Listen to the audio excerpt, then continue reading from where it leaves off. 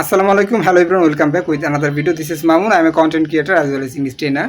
তো আমি আজকে আপনাদের চিরুনি করা, চুল আঁচড়ানো, এটা নিয়ে একটা ভিডিও বানাচ্ছি। ঠিক আছে, এটা হচ্ছে আমার ভাগ্নি, দিস ইজ মাই নিজ। তো মামা, তোমার চুল আঁচড়াও। ঠিক আছে, এই যে দেখেন ও চুল আঁচড়াচ্ছে, এটা হচ্ছে একটা চিরুনি। ঠিক আছে, এটা হচ্ছে একটা কি চিরুনি। চিরুনি দিয়ে সে কী করতেছে, চুল মানে আঁচড়াচ্ছে। এই চুল আঁচড়াচ্ছে, এটার ইংরেজি হচ্ছে আপনার কম বলতে পারবেন। এটা যেহেতু ভার্ব, কম শব্দের অর্থ আপনার দুইটা। কম শব্দের অর্থ আপনার চিরুনি হয়, ঠিক আছে। আবার কম শব্দের অর্থ আপনার কি হয়, আঁচড়ানো হয়, চিরুনি করা বা চুল আঁচড়ানো।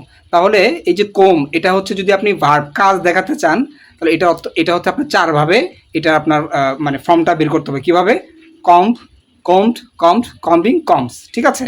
আর শুধু কম শব্দের অর্থ হচ্ছে আপনার চিরুনি। যেমন আমাকে চিরুনিটা দাও, কীভাবে বলবেন? গিভ মি দ্য কম, এটা আপনি বললেন, গিভ মি দ্য কম। আর যদি আপনি বলেন যে আমার চিরুনিটা কোথায়, হোয়ার ইজ মাই কম, আমার চিরুনি কোথায়, এখন সে চুল আঁচড়াচ্ছে, এই চুল আঁচড়াচ্ছে ইংরেজি হচ্ছে আপনার কম বলতে পারেন। যেমন আমি প্রতিদিন সকালে চুল আঁচড়াই, কীভাবে বলবেন? I comb my hair every morning, মানে আমি প্রতিদিন আমার সকালে চুল আঁচড়াই। তার বলতেছেন যে সে চুল আঁচড়াচ্ছে, শি ইজ কম্বিং। ঠিক আছে, অথবা বলতে পারেন ওই মেয়েটা চুল আঁচড়াচ্ছিল সুন্দর করে, চুল আঁচড়াইতে ছিল সুন্দর করে। কীভাবে বলবেন? That girl was combing her hair nicely. অথবা বলতে পারেন যে আমি সকালে আমার চুল আঁচড়িয়েছিলাম। ঠিক আছে, মানে ভার্ব টু দিয়ে আমি করলাম, অতীতকালে করলাম। কীভাবে বলবেন?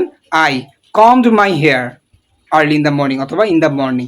এভাবে করে খুব সুন্দর করে আপনারা এটা ব্যবহার করতে পারেন। তো বন্ধুরা, আজকের জন্য এই পর্যন্তই। সবাই ভালো থাকেন। আসসালামু আলাইকুম।